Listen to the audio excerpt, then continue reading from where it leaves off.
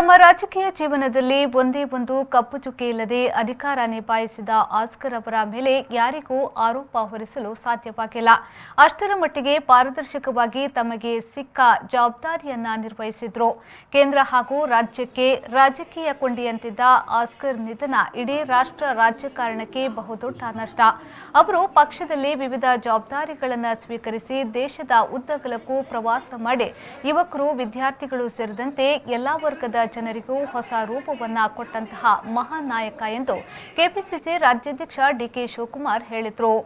ಅವರು ಉಡುಪಿಯ ಕಾಂಗ್ರೆಸ್ ಭವನದಲ್ಲಿ ರಾಜ್ಯಸಭಾ ಸದಸ್ಯ ಮಾಜಿ ಕೇಂದ್ರ ಸಚಿವ ಆಸ್ಕರ್ ಫರ್ನಾಂಡಿಸ್ ಅವರ ಪಾರ್ಥಿವ ಶರೀರದ ಅಂತಿಮ ದರ್ಶನ ಪಡೆದ ಬಳಿಕ ಅವರು ಮಾಧ್ಯಮ ಪ್ರತಿನಿಧಿಗಳೊಂದಿಗೆ ಮಾತನಾಡಿದರು. ರಾಜಕೀಯ ಜೀವನದಲ್ಲಿ ನನಗೂ ಆಸ್ಕರ್ ಫರ್ನಾಂಡಿಸ್ ಅವರಿಗೂ ಸುಮಾರು 42 ವರ್ಷಗಳ ನಂಟಿದೆ. ಅವರು ವಿದ್ಯಾರ್ಥಿ ಘಟಕದ ನ್ಯಾಷನಲ್ ಕೌನ್ಸಿಲ್ ಸದಸ್ಯರಾಗಿದ್ದ ಕಾಲದಿಂದಲೂ ನಾನು ಅವರ ಜೊತೆಗೆ ಒಡನಾಟ ಹೊಂದಿದ್ದೆ.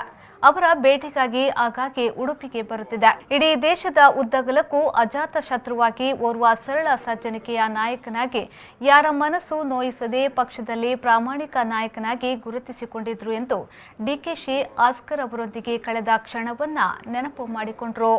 ಇದಲ್ಲದೆ ಕಾರ್ಮಿಕ ಇಲಾಖೆಯಲ್ಲಿದ್ದಾಗ ಅವರು ಕಾರ್ಮಿಕರಿಗೆ ಕೊಟ್ಟಂತಹ ಶಕ್ತಿ, ಮೂಲಭೂತ ಸೌಲಭ್ಯ, ಕಾರ್ಮಿಕ ನಿಧಿ ವಿಚಾರದಲ್ಲಿ ತಂದಂತಹ ಬದಲಾವಣೆ ಬಹುಶಃ ಯಾರಿಂದಲೂ ತರಲು ಸಾಧ್ಯವಿಲ್ಲ ಎಂದು ಡಿಕೆಶಿ ಆಸ್ಕರ್ ಅವರು ಸಚಿವರಾಗಿದ್ದ ಕಾಲದಲ್ಲಿ ತಂದಂತಹ ಬದಲಾವಣೆಗಳನ್ನು ನೆನಪಿಸಿಕೊಂಡರು. ಆಸ್ಕರ್ ಫರ್ನಾಂಡಿಸ್ ಅವರ ಅಂತಿಮ ಯಾತ್ರೆಯಲ್ಲಿ ಪಾಲ್ಗೊಳ್ಳಲಿಕ್ಕೆ ನಾವು ಬರುತ್ತೇವೆ. ನನಗೂ ಆಸ್ಕರ್ ಫರ್ನಾಂಡಿಸ್ ಅವ್ರಿಗೂ ಸುಮಾರು 42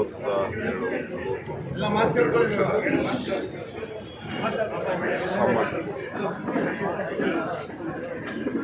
ಅವರು ಲೋಕಸಭಾ ಸದಸ್ಯರಾಗಿ ವಿದ್ಯಾರ್ಥಿ ಘಟಕದ